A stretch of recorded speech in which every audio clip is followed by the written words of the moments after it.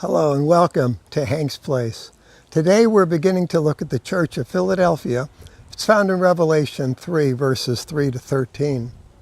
To Philadelphia, Jesus talks about doors and he talks about keys. He talks about deeds. He talks about keeping his word.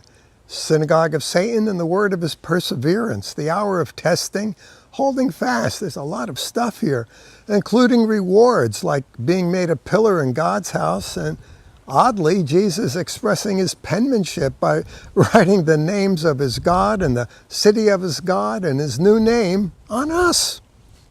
Let's dig into this, okay? First, a little history. In that region, there was a huge earthquake in AD 17. The Philadelphians experienced hundreds of aftershocks for several years.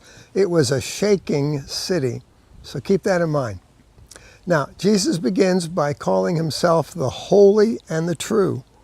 It's likely because he's addressing an almost entirely Jewish church, saying, I am the holy and the true revelation of the holy and true God.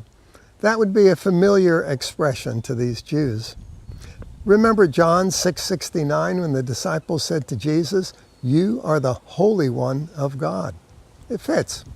Now, the expression, the key of David, that would be another familiar Old Testament reference to these folks. It referred to the key that unlocked the door of Hezekiah's palace, and it was possessed by a faithful servant. And it was that servant who decided who got in to see the king and who didn't. The servant opened and shut the door. No one else could do that.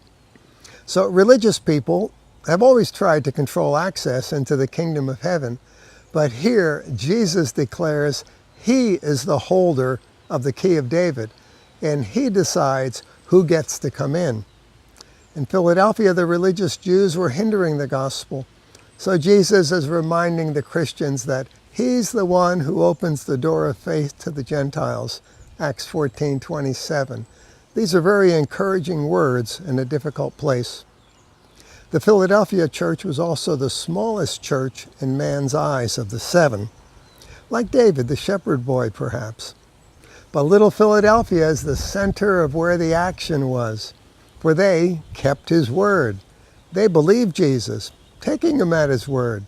They were believing believers, you might say. They were persuaded that the Lord is good, the Lord is trustworthy. All the other churches were struggling in various areas of unbelief, but not Philadelphia. They had not denied his name. Friend, today I invite you to do the same. Be a believing believer. Ask Jesus to open a door of faith to those around you.